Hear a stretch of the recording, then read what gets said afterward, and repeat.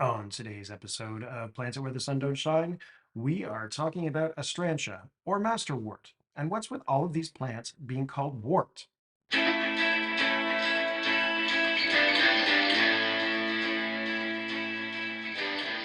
Hey, welcome to Plants Where the Sun Don't Shine, a podcast for people looking for plant ideas that work well in shadier spots of the garden, without relying on the much overused hosta. Do I hate hostas? No, not really, but I do like lots of other shade-loving plants and want to share some of them with you, so you don't have to just rely on hostas when you're gardening in shadier locations. I'm Dr. Dennis. These are some of my favorites that you can plant where the sun don't shine. Okay, welcome or welcome back, and thank you so much for joining me today. This is episode 6. We are talking about Astrantia or Masterwort. And specifically in this episode, I'm going to focus on Astrantia major Sunningdale variegated, or at least that's what I think I've got. And I will post some photos of the plants that I've had in the past, which I believe are the variegated Astrantia form that's known as Sunningdale variegated. Um, on the, or sorry, in the Instagram account associated with the podcast. So that's Plants It Where the Sun Don't Shine by Dr. Dennis on Instagram. You can see some pictures there, and hopefully my description of the plant will make sense when you take a look at those photos. I've had some other versions of Astrantia, also really cool, lovely, different color flowers, slightly different leaves. But I'm going to focus on the variegated form specifically because of the variegation. I find that the variegation just makes it stand out and just it's superior to other ones because of that foliage that it has.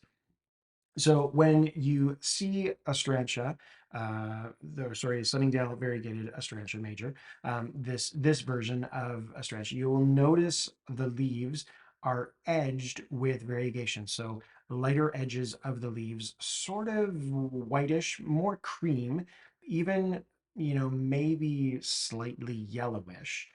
Which just gives it a little bit of a pop in a shady spot. So it really it gives it a standout feature beyond the flowers. The flowers are nice and beautiful in and of themselves. The flower color is a very pale pink, almost white.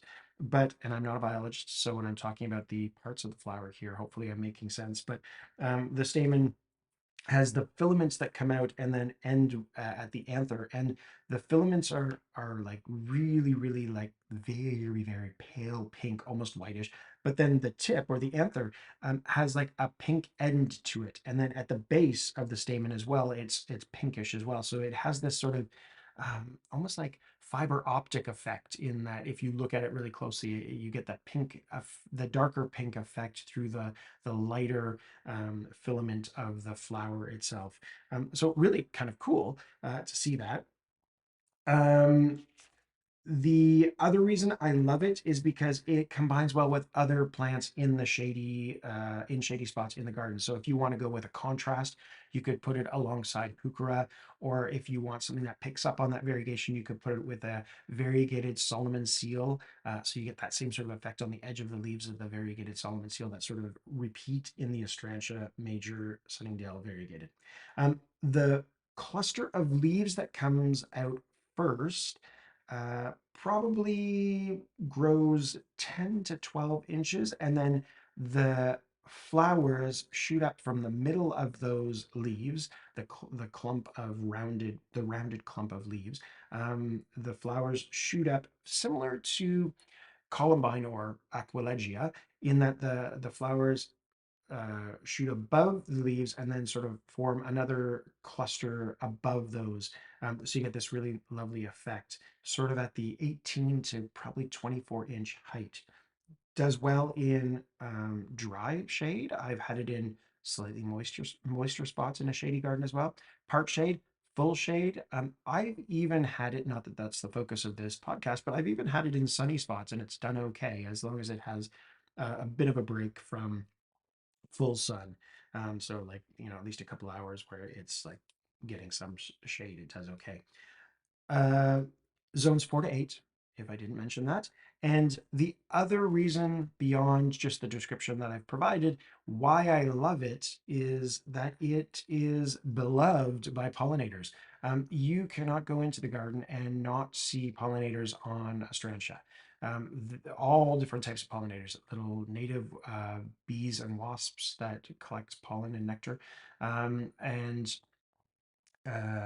larger bees and flies and a whole bunch of different things. So it's really great in that it draws in these beneficial insects into your garden, and gives them what they're looking for. And yeah, pop of brightness in a dark spot in the garden because of this variegated um, leaf that it has. So yeah, that is Astrantia Major Sunningdale Variegated, or Masterwort.